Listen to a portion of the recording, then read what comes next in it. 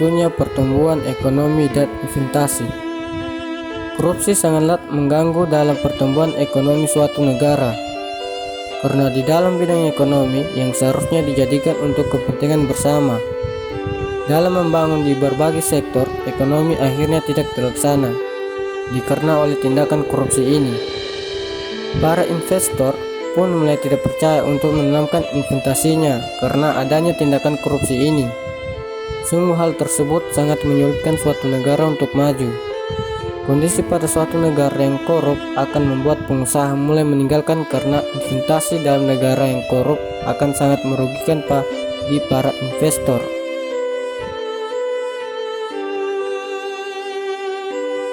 Penurunan produktivitas. Dengan terjadinya lesunya pertumbuhan dan investasi berpengaruh juga di dalam produktivitas yang semakin menurun. Terdapat peningkatan dalam hal produksi dengan cara membuka pabrik-pabrik dan usaha untuk membuka produktivitas menjadi semakin tinggi.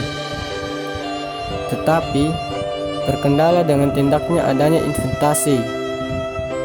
Penurunan produktivitas ini juga akan mengakibatkan para pegawai-pegawai dikeluarkan dan akan meninggalkan pengangguran.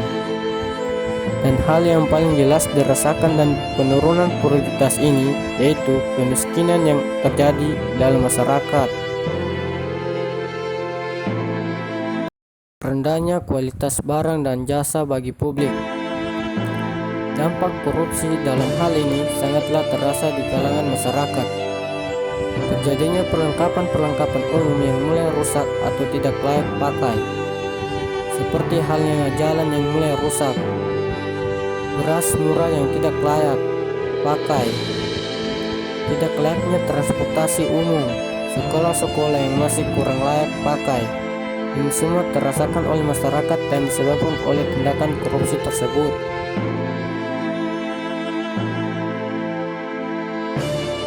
Turunnya pendapatan negara dari sektor pajak. Pajak berfungsi sebagai stabilitas harga sehingga dapat digunakan untuk mengendalikan inflasi. Tapi akibat dari penerahan korupsi stabilitas, harga menjadi tidak seimbang. Akhirnya masyarakat tidak mempunyai kepercayaan lagi terhadap pajak ini.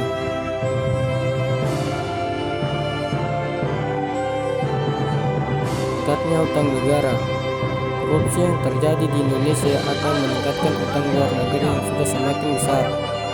Dari data yang diambil dari Direktorat Jenderal Pengelolaan Utang, Kementerian Keuangan Republik Indonesia disebutkan bahwa total utang Kementerian Keuangan mencapai US 201,7 miliar atau setara dengan 17.656 triliun.